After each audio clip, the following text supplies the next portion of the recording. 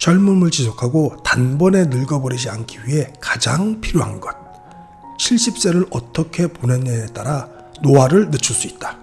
70세가 노화의 갈림길이다. 70대는 늙음과 싸울 수 있는 마지막 기회.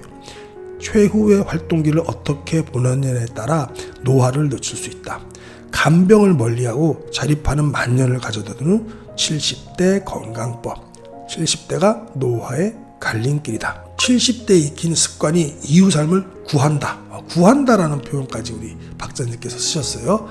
70대에 의도적으로 계속 사용하면 80대, 90대에 이르러서도 간병인을 부르는 시기를 늦출 수 있다. 70대에도 계속 좋은 습관을 계속 의도적으로 사용하시라고 합니다. 어떤 일을 하더라도 은퇴하면 안 된다. 70세 때 단번에 늙는 사람은 전형적으로 은퇴한 직후부터 일체 활동을 그만두는 경우이다. 평생 일을 해서 지쳐 있었으니까 집에서 빈둥빈둥 놀고 싶다고 손꼽아 기다리기 때문이다. 이러면 운동신경뿐만 아니라 전두엽의 노화가 단번에 진행된다. 가치를 찾고 계속 일하는 것이 노화 방지의 최선의 보약이다. 필자가 고령자 의료에 종사해온 세월 동안 깨달은 몇 가지가 있다. 이거 참 중요하더라고요. 마음이 젊고 여러 가지 일을 계속하고 있는 사람은 오랫동안 젊음을 유지할 수 있다는 점이다. 물론 먹는 거 중요하고 운동 중요한데 역시도 여기서도 마음이네요. 마음이 젊고 여러 가지 일을 계속하는 게 중요한 겁니다. 일을 멈춰버리면 바로 건강도 멈춘다. 그렇게 생각하시면 될 것 같아요. 여러 통계 자료에 나와 있는 겁니다. 임상 자료에. 모르면 수명이 단축되는 70대 의료기술을 다루는 법. 자, 지금 복용 중인 약이 있다면 점검을 해본다. 미국 심장약의 맹신은 금물이다. 미국은 심근경색으로 사망하는 사람이 암 사망자보다 1.7배나 많다. 근데 미국인에 맞춰서 혈압이나 혈당치를 낮춘다면 과연 장수에 기여할 수 있을까? 결국 심근경색으로 죽느냐 암으로 죽느냐의 차이다. 약을 먹는 편이 오래 살 수 있는지, 약을 먹지 않는 편이 오래 살 수 있는지 어떠한 근거 데이터 자료도 없다. 솔직히 아무도 모르고 있는 게 현실이다. 그러니 지금 먹는 각종 약을 점검해 볼 필요가 있다. 나이를 먹고 부드러워진다는 것은 노후에 행복해지는 가장 빠른 길이 아닐까 생각한다. 70대가 암과 공존하는 법. 가장 중요한 것은 암 진단을 받았을 때 수술을 할지 여부다. 필자는 50대 이하라면 수술해도 좋다고 생각한다. 60대도 그레이 존이긴 하지만 아직 괜찮을 수 있다. 다만 70대의 경우 수술을 하지 않는 편이 더 낫다고 생각한다. 70대 무릎에 암 제거 수술을 하면 확실히 체력은 떨어지고 빨리 늙는다.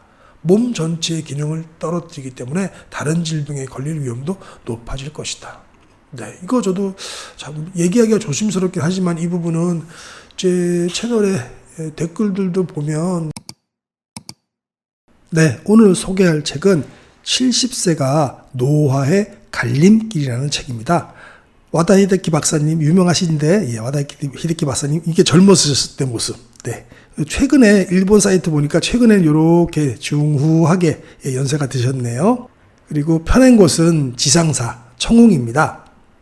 그 지은이 와다 히데키 박사님은요 정신과 의사신데요, 항노화 상담에 특히 강한 고령자 전문 정신과 전문이죠.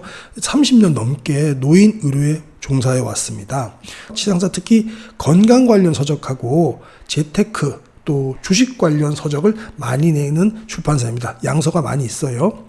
이 책에서 특히 전두엽의 축소는 40대부터 이루어진다고 합니다. 이때부터 슬슬 노화가 진행되다가 70세에 갑자기 노쇠하게 되는 것이 일반적인 과정이라면 이 책은 그렇게 단번에 늙지 않고 노화를 늦추는 방법에 대해 알려주는 책입니다.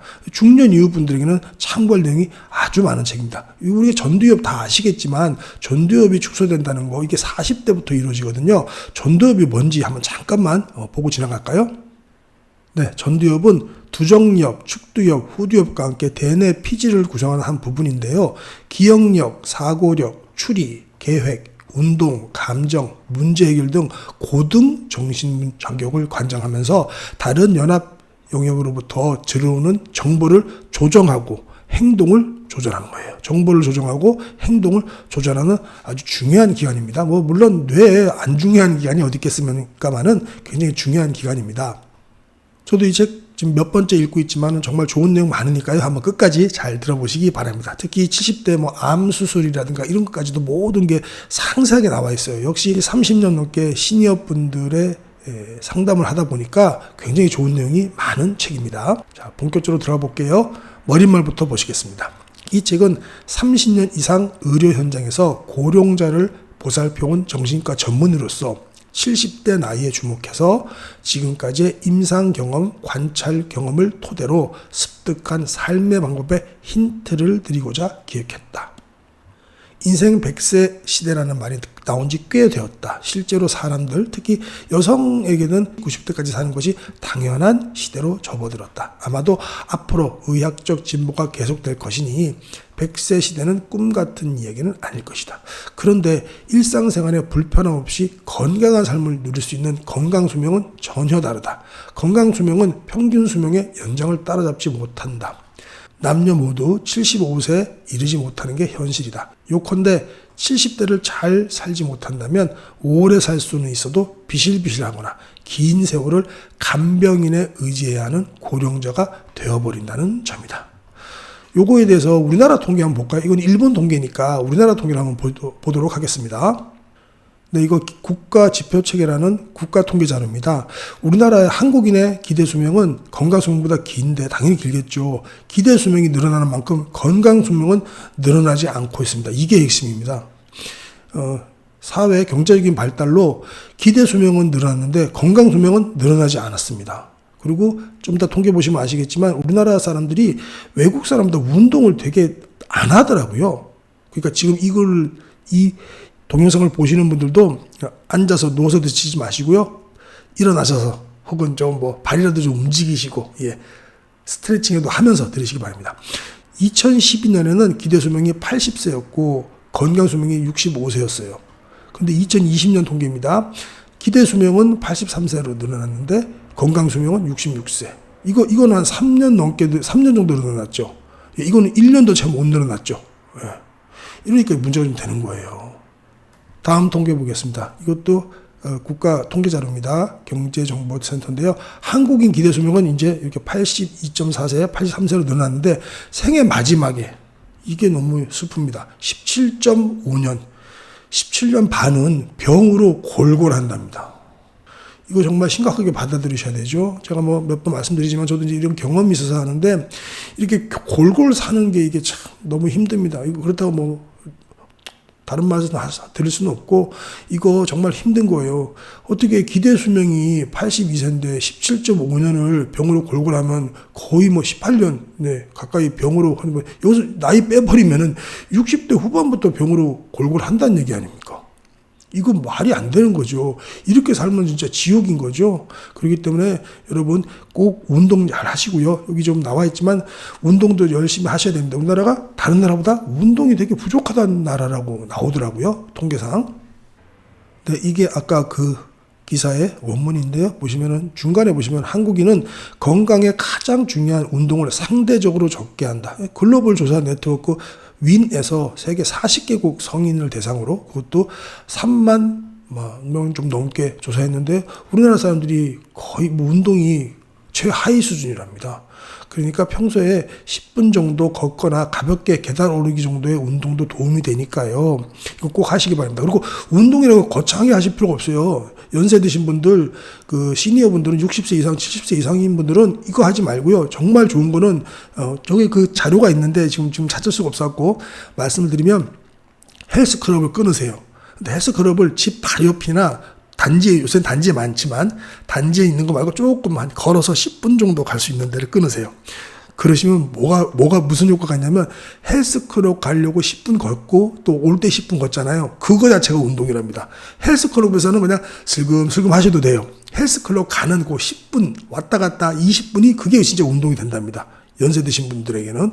그러니까 여기도 나와 있죠. 10분 정도 걷거나 가볍게 계단 오르는 정도 운동이 될 수 있으니까요. 꼭 그래야 부교관 신경으로 좀 활성화시키기도 하고 해서 면역 체계를 자극하는 거겠죠. 네, 다시 책으로 돌아오겠습니다. 필자가 고령자 의료에 종사해온 세월 동안 깨달은 몇 가지가 있다. 요거 참 중요하더라고요. 마음이 젊고 여러 가지 일을 계속하고 있는 사람은 오랫동안 젊음을 유지할 수 있다는 점입니다. 물론 먹는 거 중요하고 운동 중요한데 역시도 여기서도 마음이네요. 마음이 젊고 여러 가지 일을 계속하는 게 중요한 겁니다. 일을 멈춰버리면 바로 건강도 멈춘다. 그렇게 생각하시면 될 것 같아요. 여러 통계 자료에 나와 있는 겁니다. 임상 자료에. 영양 상태의 좋고 나쁨도 건강 장수 여부를 결정하지만 그 이상 중요한 것은 바로 이것이다. 사람들은 오래 살게 해주는 의료기술과 건강을 유지해주는 의료기술은 다르다는 점이다. 아랫부분들은 우리 상식을 다 깨는 건데 제가 보통 잘 말씀을 드렸으니까 한번 보세요. 처음 들으시는 분도 물론 있을 겁니다. 아직도 저염식 권하는 사람들이 있더라고요. 자, 예를 들면 콜레스테롤은 오래 사는데 적이라고 우리가 강조를 하죠. 하지만 콜레스테롤 수치가 높은 사람일수록 우울증에 잘 걸리지 않는다. 게다가 콜레스테롤은 남성 호르몬 재료이기 때문에 테스토스테론의 재료죠. 콜레스테롤 수치가 높은 남성일수록 몸과 머리가 건강하다는 사실이다. 그리고 혈압이나 혈당치도 비교적 높을수록 머리가 맑다. 이거 중요하죠. 혈압이나 혈당치도 비교적 높을수록 머리가 맑다. 젊었을 때 높으면 안 되지만 연세 드시면 당연히 좀 높아지는 게 정상입니다. 아주 정상. 그 기준치를 낮춰가지고 지금 혈압약을 팔아먹는 거죠. 다들 아시죠? 이 정도는 제 채널을 보시는 분들은. 이 때문에 약을 복용해서 인위적으로 낮추면 머리가 멍해지고 바보 되는 거죠. 바보 한마디로. 또한 고혈압이나 고혈당인 사람은 염분 제한이나 식단 제한을 하기 마련이다. 우리 계속 그렇게 배우죠. 빅파마가 뭡니까? 다국적 제약회사들을 말하는 거죠. 잠깐만 얘기를 하면 빅파마들이 미국은 로비 활동이 합법적인 나라 아닙니까? 그래서 이게 정말 중요한데 미국이 총기 사고가 그렇게 나도 총기 규제를 거의 못하죠. 왜 그런가요? 미국은 상하 의원이 있죠. 우리나라는 보면 국회의원인데 상하 의원에게 한 명씩 그 로비스트가 붙어 있습니다. 총기협회 로비스트가 붙어가지고 그 돈을 가지고 이 상하 의원들이 정치 자금을 대로 쓰기 때문에 이 총기 법안을 갖다가 규제할 수가 없어요. 걔네들 돈 받고 쓰는데 자기가 상하 의원이 됐고 정치활동 하는데 어떻게 그 규제를 하겠습니까? 근데 더 중요한 것은요. 빅파마들, 그러니까 의료 쪽, 이 다국적 기업들, 제약회사들은 한 의원당 2명씩 붙어 있습니다. 2명씩. 그냥 산술적으로 따지더라도 총기협회보다 2배 더 쓴다는 얘기죠, 돈을. 그러니 이게 이 제약회사들을 마음대로 할 수 있는 거예요. 이런 것들 또 상식으로 알아두시기 바랍니다. 또 너무 또 밖으로 세면 어떤 분들은 좀 책만 좀 제대로 읽어라라고 하시는 분들 계셔서 너무 밖으로 안 나가도록 하겠습니다. 다시 또한 고혈압이나 고혈당인 사람은 염분 제한이나 식단 제한을 하기 마련이다. 그러면 삶의 즐거움은 사라지고 자극적이지 않은 음식을 섭취하면서 기운 없는 노인이 되기 쉽다. 기운 쭉 처진 노인네가 된다는 말입니다. 그러지 마시라는 얘기예요. 아직 대규모 조사가 거의 이루어지지 않았지만 장수할 수 있도록 해준다는 의료기술은 진짜로 신뢰할 만한 것인지 알 수 없다. 실제로 콜레스테롤 수치가 높은 사람이나 뚱뚱한 사람, 통통한 사람이라고 바꾸면 알 것 같습니다. 뚱뚱하면 안 되고요. 나이 들어도 사망률이 낮다는 것이 점차 밝혀지고 있다. 이거는 이 책 쓸 때는 그러지만 지금은 확실히 밝혀졌습니다. 통통한 사람이 사망률이 훨씬 낮다라는 것. 뺏싹 고른 사람이 오히려 사망률이 더 일찍 돌아가신다는 거 이미 밝혀져 있습니다. 고령자임에도 체념하지 않고 구시대적 의료 상식에 얽매이지 않으면서 70대를 어떻게 살아가느냐에 따라 남은 삶이 크게 달라진다는 것을 필자는 30년 이상의 임상 경험에서 절감하고 있다. 이 점을 믿고 이것저것 시도할 생각이 있다면 그것만으로도 아직 젊다는 증거인데 앞으로 인생의 힌트를 삼는다면 저자로서 더할 나위 없을 것이다 라고 했네요. 자, 이제 본문으로 들어가 볼게요. 제1장 건강하게 장수하는 비결은 70대에 있다. 지금의 70대는 과거의 70대와 전혀 다르다. 그렇죠. 저도 지금 50대인데 옛날에 제가 어렸을 때 50대 분들은 정말로 머리 다 벗겨지고 배 뿔뚝 나고 그냥 거의 죽늙은이라고 그렇게 비하할 정도로. 그런데 저도 50대인데 제가 보기엔 쌩쌩하지만 남들이 보기엔 그럴 수도 있겠군요. 하여튼 단백질 섭취가 면역력을 높여준다고 합니다. 이거는 이제 옛날에 일본 전후 얘기입니다. 전쟁 후에 미국에서 들어온 잉여 탈지 분유를 대량으로 수입했는데 그때 그 덕분에 영양 상태가 개선된 이후 평균 수명이 단번에 확 늘어났어요. 책에 있고 통계 자료도 있는데 진짜 확 늘어났더라고요. 단백질을 그때까지 일본 분들이 많이 못 드셨나 보죠. 또 전쟁통이었으니까. 일찍 죽느냐 노망 들어 죽느냐의 시대다. 이거 정말 그 가슴에 톡 와닿네요. 일찍 죽느냐 노망 들어 죽느냐의 시대. 85세 이상은 대개 보니까 치매가 오더라는 겁니다. 필자의 경험으로 80세 이상의 노인 중 알츠하이머성 치매 증상이 뇌에 보이지 않는 분은 없었다. 30년 동안 해보셨는데. 그러니까 80세 50세가 넘어가시면 좀 치매 증상도 있고 또 암도 이미 몸에 좀 어느 정도 퍼져 있고 그런 겁니다. 그죠? 이때 80세 넘어갔고 암 수술하겠다는 거 이거 굉장히 위험한 발상이죠. 밑에 뒤에 나와 있으니까 한번 보세요. 70대는 늙음과 싸울 수 있는 마지막 기회.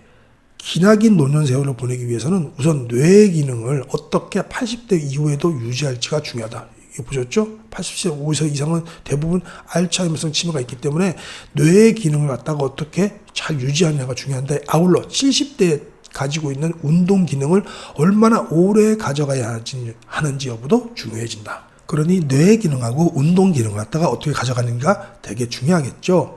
노력했느냐 안 했느냐에 따라서 훗날 큰 차이가 난다. 눕는 행위가 노화를 재촉한다. 지금 누워 계시지 마시고 이 방송 들으시는 분은 얼른 앉고 서서 까치발 올리기라도 하시기 바랍니다. 5등생과 10등생의 IQ 차이가 있다고 해도 고작 80에서 120 정도의 사이에 수치를 보일 것이다. 50m 달리기를 해도 빠른 아이가 6, 7초, 느린 아이가 15초라고 해도 그렇게 차이 안 나는데 각각의 능력의 차이가 있다고 해도 그 정도의 차이밖에 나지 않는다. 그러나 고령화 사회를 상상해 본다면 좀 다르다. 80세에 치매가 진행되어 가지고 대화가 잘 되지 않는 사람이 있는가 하면 그 나름대로 지금까지 일이나 지적인 활동을 계속하는 사람이 있다. 또 아울러 노벨상을 받아갖고 훌륭한 연설을 할 수 있는 사람마저도 있을 것이다. 눕기만 하는 생활을 하거나 일상에서 간호가 필요한 사람도 있고 매일 산책하거나 수영이나 골프 등 스포츠를 즐기는 80세 노인도 있을 수 있다. 즉 고령자가 되면 신체 능력과 뇌 기능에서 개인차가 많아진다. 이게 중요한 부분입니다. 젊었을 땐 모르겠는데 고령자가 되면은 신체 능력과 뇌 기능에서 개인차가 굉장히 현격히 차이가 난다는 거죠. 고령자 다수의 사회로 된다면 앞으로의 사회는 확실히 다양성으로 가득 찬 사회가 될 것이다. 건강 격차가 생기는 것은 향후 펼쳐질 사회의 특징이 될 것이다. 건강 격차. 이거 정말 중요한 것 같아요. 이제 빈부 격차가 아니고 우리는 건강 격차에 대해서 걱정해야 될 때입니다. 단번에 늙지 않기 위해 가장 필요한 것은 뇌 기능, 운동 기능을 유지하기 위해서 계속 사용하는 것이 중요하다. 무엇보다 사용하는 것이 중요하답니다. 의욕조화는 전두엽의 노화 때문이다. 전두엽의 노화가 의욕조화를 불러오네요. 이러한 의욕조화가 현저해지는 연령대가 확실히 70대이다. 즉 70대에서 80대로 향할 때 건강하게 보낼 수 있는지 어떨지는 70대에 얼마나 의욕 저하를 막았느냐에 달려있다. 전두엽 저하를 막느냐에 달려있다는 얘기죠. 70대에 익힌 습관이 이후 삶을 구한다. 구한다라는 표현까지 우리 박사님께서 쓰셨어요. 70대에 의도적으로 계속 사용하면 80대, 90대에 이르러서도 간병인을 부르는 시기를 늦출 수 있다. 이게 정말 중요한 것 같습니다. 70대에도 계속 좋은 습관을 계속 의도적으로 사용하시라고 합니다. 이제 2장 노화를 늦추는 70대 생활에 대해서 구체적으로 알아보겠습니다. 어떤 일을 하더라도 은퇴하면 안 된다. 70세 때 단번에 늙는 사람은 전형적으로 은퇴한 직후부터 일체 활동을 그만두는 경우이다. 평생 일을 해서 지쳐 있었으니까 집에서 빈둥빈둥 놀고 싶다고 손꼽아 기다리기 때문이다. 이러면 운동신경뿐만 아니라 전두엽의 노화가 단번에 진행된다. 빈둥빈둥 놀지 말아야 됩니다. 사회봉사활동이라도 하세요. 제가 제 채널에서 계속 말씀드리지만 사회봉사활동이 누구한테 좋다? 그분들한테 좋지만 나에게도 좋다. 전두엽이란 창조적 능력이나 다른 사람에 대한 공감 능력이 그리고 예상치 못한 일에 대처하는 능력에 관여하는 부분인데 모든 활동을 멈춰버리니까 당연히 노화가 급격하게 찾아온다는 것입니다. 전두엽의 노화는 40부터다. 계속 말씀드렸고요. 퇴직 후에 일을 해야 늙지 않는다. 70대가 되면 특히 은퇴 등은 생각하지 말고 현역 의식을 유지하는 것이 중요하다. 그것이 단번에 늙는 것을 막아준다. 은퇴를 하셨더라도 현역 의식을 가지고 계속 어떤 일이라도 봉사라도 하시라는 얘기입니다. 일하는 것이 노화를 늦추는 최고의 보약. 이는 많은 데이터로도 입증되어 있다. 어떤 일이든 조금이라도 사회에 도움되는 것은 누구라도 할 수 있다. 가치를 찾고 계속 일하는 것이 노화 방지의 최선의 보약이다. 다시 한번 볼까요? 가치를 찾고 계속 일하는 것이 노화 방지의 최선의 보약이다. 산삼뿌리 드실 생각하지 마시고요. 가치를 찾고 계속 일하는 것에 중점을 두시면 좋을 것 같습니다. 이거 우리나라도 얼마 전에 문제 있었죠. 일본도 이런 문제가 많이 발생하거든요. 그래서 이런 노화 관련된 책 보면 꼭 운전면허증 얘기가 나옵니다. 그래서 무슨 얘기냐면 미로짐작하겠는데 노인들 운전하지 마라 이런 얘기들이 있었나 봐요. 그러니까 여기에 대해서 굉장히 반발을 하시는 내용입니다. 실제로 맞는 얘기고요. 운전면허를 반납하면 안 된다. 생활 환경의 변화는 지금까지의 건강생활을 지탱하고 있던 습관, 루틴이죠. 파괴할 수 있습니다. 그러니 운전을 그만두거나 하지 않으면 건강한 고령자로 생활하는데 문제가 있다. 사실 고령 운전자는 위험하지 않다. 우리나라도 얼마 전에 문제가 됐긴 하지만 시청가 피웠죠. 좀 고인들의 명복을 빕니다. 근데 어쨌든 간에 여기 보겠습니다. 언론의 무식한 보도. 고령의 운전이 위험하다고 하나 오토바이 이상의 면허를 가지고 있는 사고 건수의 실제 통계를 보면 가장 사고를 많이 낸 연령은 16세에서 19세 연령이고 그 다음으로 20세, 24세이다. 일본은 특히 이게 더 그렇죠. 일본은 우리가 알고 있는 조폭들, 야쿠자도 일본 폭주족들 얘네들 못 건드리죠. 사실인지는 모르겠지만 그 야쿠자들도 이 폭주족을 못 건드린다는 만큼 일본은 폭주족이 좀 강한 어떤 세력이 형성돼 있는데 그 사람들 다 이 연령대이지 않습니까? 그러니까 이게 사고가 많이 나요. 그럴 수밖에 없죠. 우리나라 같은 경우도 이제 각마다 보면은 이제 요새 배달하시는 분들 중에 좀 또 그렇게 사고를 많이 내시고 당하시잖아요. 좀 위험하게 하시는 분들도 사실은 많고요. 그런 분들이 있어서 그런 거지 이 고령의 운전자가 위험하다. 그건 좀 오해다. 연세 드신 분만 교통사고를 내는 건 아니다라는 얘기입니다.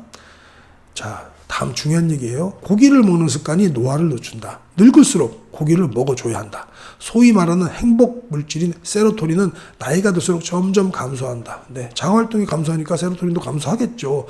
이 때문에 나이가 들수록 의욕도 떨어지고 우울증에 걸리는 사람도 늘어난다. 그러나 세로토닌의 감소는 고령이 되어도 생활 습관을 바꾸면 개선할 수 있다. 그중 가장 손쉽고 좋은 방법은 육류 섭취이다. 여기는 육류 섭취라고 했는데요. 세로토닌 또 제가 좀 이따 알려드릴게요. 세로토닌의 재료가 되는 것이 트립토판이라는 아미노산인데 가장 많이 함유되어 있는 것이 고기이다. 또한 고기에는 콜레스테롤이 많이 함유되어 있다. 동맥경화를 촉진하고 심근경색의 위험이 된다는 이유로 나쁜 것으로 간주되고 있으나 이는 서양인의 경우고, 네, 그렇죠. 서양인의 경우가 우리랑 다르죠. 우리 동양인은 사망 1위가 암이지만은 서양인들은 뭡니까? 심근경색입니다. 달라요. 걔네들하고 우리하고 먹는 게 달라서 다릅니다. 이걸 이제 꼬집어서 얘기하시는 건데요. 동양의 경우는 동맥경화에 신경 쓰기보다는 콜레스테롤을 줄여 초래되는 남성 호르몬의 감소를 더 두려워해야 한다. 특히 테스토스테론은 의욕과 관계가 있다. 꼭 성기능뿐만 아니라 다른 사람에 대한 관심이나 집중력 등에 관여되고 있죠. 성 호르몬이다 보니까 뭐 그렇게만 얘기하고 있지만 사실은 이러려면 다른 사람에 대한 관심도 있고 집중력이 있어야지 이런 게 가능하겠죠. 남성 호르몬이 감소하면 활동 의욕이 당연히 저하되고 기운 없는 노인이 되기 쉽다. 근데 이건 위키피디아 잠깐 보고 가겠습니다. 글씨가 작지만 좀 크게 해도 되니까요. 이 트립토판이 아까 말씀하셨잖아요. 고기에 트립토판이 많이 들었다고 하는데 이 트립토판이 왜 중요하냐면 트립토판은 세로토닌의 원료가 돼요. 그 세로토닌은 또 멜라토닌의 원료가 됩니다. 아시죠? 그러면 세로토닌은 그냥 우리가 단순히 행복 호르몬이라고 알고 있고 멜라토닌은 우리가 잠을 잘 자게 하는 우리 인간의 대사 혹은 일주기를 담당하는 호르몬이죠. 이게 굉장히 중요하다는 거 다 알고 계셔서 이건 자세히 설명 안 하겠습니다. 그러면 이 트립토판으로 이어지는 트립토판 다음에 세로토닌, 그다음에 멜라토닌으로 이어지는 요걸 갖다가 우리가 잘 유지하려면 어떤 음식을 드셔야 되냐면 고기도 말씀하십시오. 고기 또 싫어하시는 분들이 있으니까요. 여기 나와 있습니다. 트립토판 함량이 제일 높은 거는 일단 계란 흰자. 이게 제일 높네요. 그다음에 스피룰리나. 요거는 뭐 약품으로 드셔야 되겠네요. 그죠? 그 다음에 대서양 대구. 네. 근데 이것도 이 1, 2, 3인데 계란 흰자 또 혹은 계란에 대해서 나쁘게 보시는 분도 있잖아요. 근데 계란에 있는 성분들이 우리 이유준 박사님도 그러고 다른 여러 박사님들이 그러시지만은 치매 예방에도 뭐 탁월한 성분이 있죠. 그래서 계란 흰자 요거 트립토판이니까 꼭 드시면 좋을 것 같아요. 스피루리나는 이게 이렇게 보조제로 드시는 게 맞는 것 같고요. 대서양 대구 좋은데 이거 얘기하면 항상 얘기하시는 분 있죠. 네. 예. 바다 오염 원전 오염 때문에 일본 원전 때문에 근데 이런 것도 이제 그 방사능 수치 보고 이렇게 드시면 될 것 같고요. 또 당연히 콩, 치즈, 참깨, 해바라기 씨, 돼지고기, 갈비살도 있고 칠면조 고기, 여긴 다 고기입니다. 그다음에 귀리도 꽤 들어있는데 수치가 낮아요. 계란 흰자는 g당 1인데 수치가 뭐 그 밑에는 우유 같은 건 0.08밖에 안 되네요. 그리고 제일 밑에 뭐 바나나는 0.01이고 수치가 좀 낮네요, 그죠? 그렇더라도 요 상위에 랭크된 것들 계란 흰자, 스피루리나, 대서양 대구, 콩, 파마산 치즈, 치아시드, 치아시드도 있네요. 건조된 거, 참깨, 체다 치즈, 해바라기 씨, 돼지고기, 갈비살, 칠면조 고기 등등 귀리, 연어, 양고기 뭐 이건 다 고기니까 병아리 콩도 있네요. 병아리 콩까지 이런 것들 다 좀 골고루 드시면 될 것 같습니다. 네, 다시 책으로 돌아왔습니다. 햇볕을 쬐는 습관이 사람을 젊게 한다. 적당한 일광욕을 하는 습관도 의욕 저하를 방지하는 데는 아주 효과적이다. 하루 한 번 정도 산책이나 마트 가는 것만으로도 충분하다. 이렇게 만들어진 세로토닌은 밤에는 뇌 속에 멜라토닌이라는 호르몬을 생성해 숙면에도 도움이 된다. 예, 다 알고 계시고 제가 금방 말씀드렸습니다. 뇌의 노화를 막는 것은 생활 속의 변화다. 예, 변화가 중요한 것 같아요. 전두엽은 40세 때부터 위축, 노화가 시작되는데 전두엽의 노화를 막기 위해서는 변화가 있는 생활을 하는 것이 가장 좋다. 단조로운 생활을 피하자. 일부러 외출하자. 남성의 경우 요리를 하는 것도 좋다. 저도 이제 좀 더 나이 들면 요리하는 거 좋을 것 같아요. 요새 뭐 최근에 히트쳤던 거 흑백대전인가요? 너무 재밌더라고요. 진짜로. 역시 그 넷플릭스가 자본이 있다 보니까 일단 그 스케일에서 남다르더라고요. 그리고 출연자들도 진짜 뭐 속된 말로 빵빵한 분들만 모셔다 놓고 정말 재밌게 봤습니다. 저도 아내하고 아이들하고 굉장히 재밌게 봤습니다. 자, 다시 책으로 돌아가겠습니다. 인풋에서 아웃풋으로 행동을 바꾼 효과. 혼자 독서하는 것보다 동호회에 나가서 발표하는 것이 전두엽 활성에 훨씬 더 큰 도움이 된다고 합니다. 그러니까 지인들과 토론을 젊게 하고요. 그리고 SNS를 즐기자. 카톡 열심히 하시는 것도 도움 된다네요. 예, 그것도 대화죠, 대화. 70대 운동 습관을 들이는 법. 아주 중요한 겁니다. 몸에 좋다고 해서 무리하게 해서는 절대 안 된다. 느슨한 운동이 효과적이다. 일상생활에서는 엘리베이터 말고 계단을 좀 이용하시고요. 발밑을 보고 있으면 잘 알 수 있는데 계단을 성큼성큼 내려갈 수 있는 것은 아직 다리, 무릎이 젊다는 거죠. 넘어질 우려가 있다면 하면 됩니까? 안 됩니까? 그만두셔야 됩니다. 이건 절대 법칙입니다. 넘어질 위험이 있거나 낙상은 큰일 납니다. 큰일 나. 낙상 되자마자부터 그 다음부터는 큰일이구나라고 생각하시면 되니까 낙상 절대로 주의하셔야 됩니다. 하지만 무리가 없을 정도로 계단을 이용하여 다리 힘을 유지하자. 수중 걷기 운동이 매우 유익한 운동이다. 예, 수중에서 뭐 수중 발레, 아쿠아 뭐 그런 거 있죠, 많죠. 부력 때문에 관절에 부하가 걸리지 않아 고령자도 안심할 수 있다. 당연한 거고요. 또한 골프나 테니스 등 젊었을 때부터 쭉 계속 해온 스포츠가 있다면 은퇴하지 않는 한 계속 해도 되는데 이런 것들은 조금 이제 과격하니까 조금씩 이제 좀 느슨하게 하시는 게 좋겠죠. 누워있지 않는 생활이 넘어질 위험을 줄인다. 넘어지지 말자. 특히 심야에 화장실 갈 때 이게 제일 위험이 크죠. 심야에 화장실 갈 때 혹은 계단에서 떨어지는 경우가 많다. 낙상 사고는 70대 나이에서는 단번에 늙어버릴 위험 요소이다. 네. 저도 경험이 있어서 아는데요. 낙상 사고 이후에 어쩔 수 없이 집에서 뭔가를 보필을 못 해드리고 간병을 못 해드리니까 뭐 사람을 쓰기도 하고 그래요. 근데 이게 그러다 보면 또 사람 안 맞기도 하고 그러다 보면 조금 더 낙상 사고 나서는 확실히 운동 능력이 좀 떨어지죠. 그걸 갖다가 우리 정희원 교수님께서는 이동 도메인이라고 이렇게 말씀하시는데 이 이동력이 떨어지면 어쩔 수 없이 그러다가 이게 또 요양시설에 가야 되고 요양시설에 들어가면 바로 선망 바로 생깁니다. 네. 누워서 계시면 바로 선망이라든가 다른 모든 게 확 단번에 늙어버리는 정말 요소입니다. 그러니까 절대로 넘어지지 않으셔야 됩니다. 여기 구체적으로 나와 있는데요. 고령자가 3주 동안 입원을 하면 운동 기능은 물론 뇌 기능도 단번에 쇠약해져 버린다. 낯선 환경에서의 불편함은 치매를 유발한다. 예, 맞는 말씀입니다. 장수하고 싶다면 다이어트를 하지 말아야 한다. 질병 때문에 식사 제한을 할 수밖에 없는 경우는 제외하고 적어도 70대가 되면 다이어트 등은 하면 안 된다. 딱 잘라서 말씀하시네요. 하면 안 된다라고요. 잘못하다간 단번에 늙을 위험이 있다. 무슨 말이냐면 2006년 미국에서 29년간 추적 조사한 결과, 그리고 한국, 일본 등에서의 조사 결과를 보아도 약간 통통한 사람이 가장 장수하는 것으로 나타났다. 이거 제가 다른 데서도 알려드렸습니다. 통계자료 많습니다. 맛있는 것을 먹고 면역력을 높이자.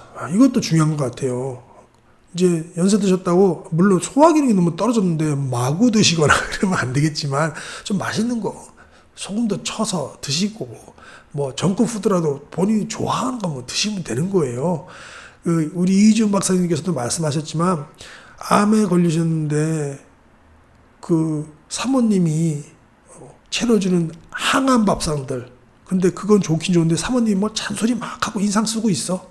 거기서 먹는 거랑 비록 라면이라도 사랑하는 딸내미가 살살살 웃으면서 아빠 라면 맛있게 끓여줄게 하면서 이렇게 먹는 라면하고 어느 게 몸에 더 도움이 될까라는 건데요. 물론 정답은 없다고 이유준 박사님께서도 동영상에서 말씀하시지만 저는 차라리 라면 먹겠습니다. 기분 좋게.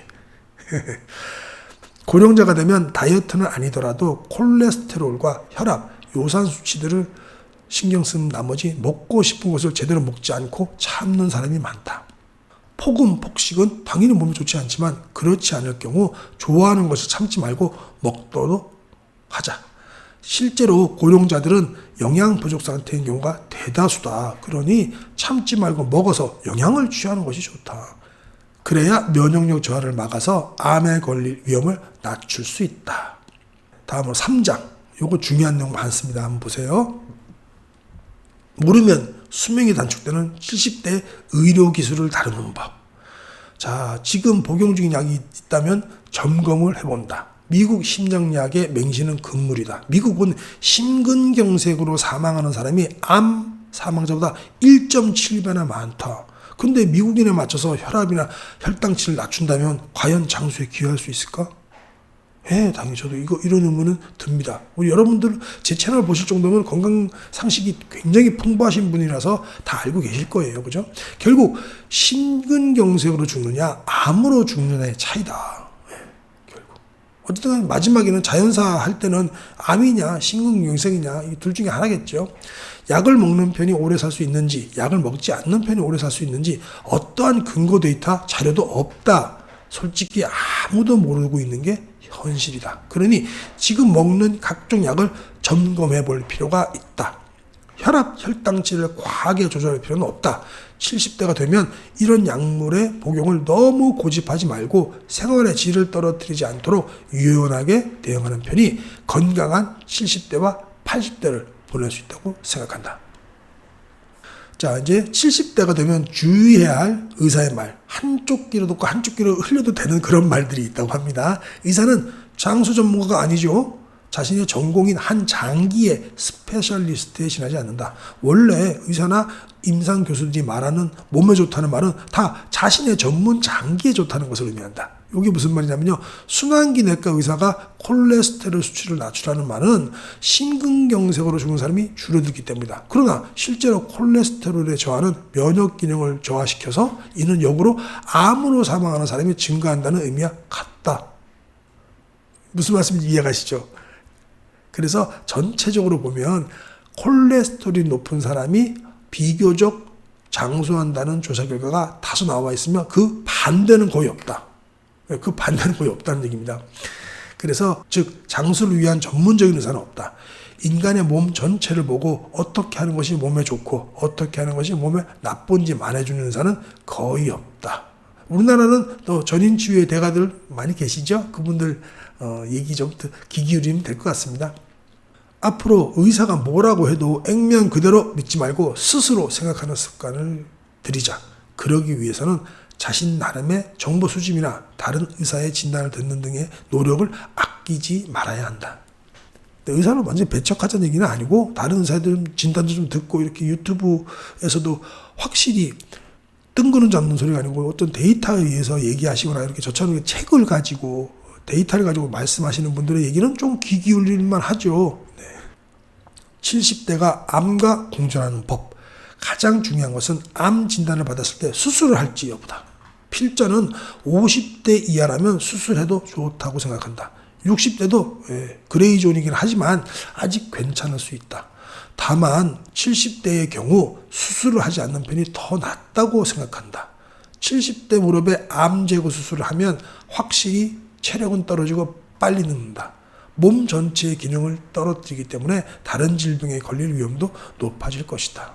네, 이거 저도 참 얘기하기가 조심스럽긴 하지만 이 부분은 제 채널에 댓글들도 보면 예전에 암 관련해서 AI로 제가 했던 거 댓글들로 보면 그런 후회 뭐 선택이라는 거는 어차피 해도 후회 안 해도 후회입니다. 그죠? 선택이라는 것은 몇 가지가 있잖아요. 택1, 택2가 있듯이 뭐 두 가지가 있으면 일로 가도 요로 갔으면은 요걸 못 보니까 후회를 하는 건 맞는데 이제 그런 경우들이 많아요. 안타깝게 이제 뭐 아버님 혹은 어머님을 갖다가 70대인데 자기가 좀 우겨서 수술을 시켜드렸는데 바로 1년도 안 돼서 돌아가셨다. 차라리 그냥 암을 놔뒀으면 그냥 드시고 싶은 거 드시고 여행이라도 다닐 걸 하면서 되게 속상해하고 가슴 아파하시고 눈물을 흘리시면서 글을 쓰신 그런 경우들도 되게 많습니다. 요거는 정말 뭐 제가 뭐라고 수술하지 마세요라고 저 역시도 이거 말 못하고요. 저 역시도 지금 뭐 저는 이제 두 분 다 제 친부모님은 가셨고 이제 장인어른 장모님이 계신데 장인은 장모님께서 만약에 너무 건강하십니다. 너무 건강하신데 혹시 암 진단을 받으시면 수술을 권해야 될까 말아야 될까 저 역시도 사실은 고민입니다. 이건 많은 사람들의 고민이겠죠. 하지만 우리 와다이데키 박사님은 하지 말라라고 이렇게 추천하시네요. 70대는 우울증에 걸릴 위험이 높다. 고령일수록 우울증은 심하다. 사전 예방하면 자살을 막을 수도 있다고 하네요. 노부모 정신과 치료를 막으면 안 된다. 노부모님 정신과 간다면 무조건 같이 모셔다 드리세요. 치매는 병이 아니라 노화 현상 중 하나입니다. 암도 그렇죠. 맞습니다. 암도 치매도 다 병이 아니고 노화 현상이라고 보면 됩니다. 물론 뭐 젊었을 때 걸리는 분들이 있지만 그건 예외라고 봐야 되겠죠. 즉 치매라고 진단받아도 갑자기 타인의 도움을 받을 만큼 생활을 바꿀 필요는 없다. 4장 이제 마지막입니다. 퇴직, 간병, 사별, 우울증, 70대의 위기를 극복하다. 정년 후의 상실감을 어떻게 극복할 것인가. 취미는 현역에 있을 때 미리 갖는 게 좋다고 합니다. 간병을 낙으로 여기지 말자. 그리고 70대는 가족끼리 간병은 삼가해야 된다. 이런 경우 일본도 많고 우리나라도 많죠. 장기간 가족끼리 간병한다면 육체적 필요 때문에 가족 환자를 학대하는 행위도 일어나기 쉽다. 학대뿐만 아니라 먼저 보내고 자신도 자살하시는 경우도 많죠. 우리나라도 그런 거 많은데 일본도 엄청 많습니다. 이거. 그래서 이거는 정말 70대는 가족끼리 간병하실 생각 아예 마십시오. 그래갖고 뭐 진짜 요양을 보내셔도 보내셔야지 본인도 그렇고 이게 나중에 더 비극으로 가실 수 있다고 얘기합니다. 배우자나 부모와의 사별을 극복하려면 불효라는 자괴감에 빠지지 않아야 된다. 네, 저도 불효인데요. 네. 자괴감에 빠지지 않아야 되죠.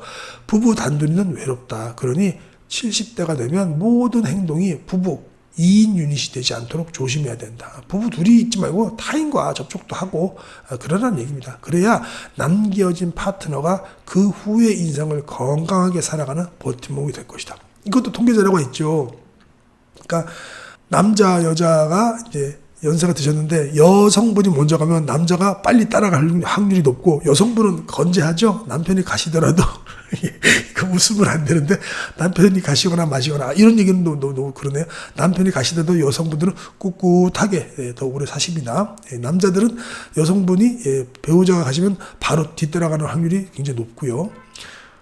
고령자의 우울증 신호를 놓치지 않는다. 우울증에는 세로토닌 분비가 특효약이다. 세로토닌 아까 말씀드렸죠. 남성 호르몬은 남녀 모두에게 젊음의 원천이다. 나이 들어서도 친절해지는 것이 행복해지는 게 요거 중요한 것 같아요.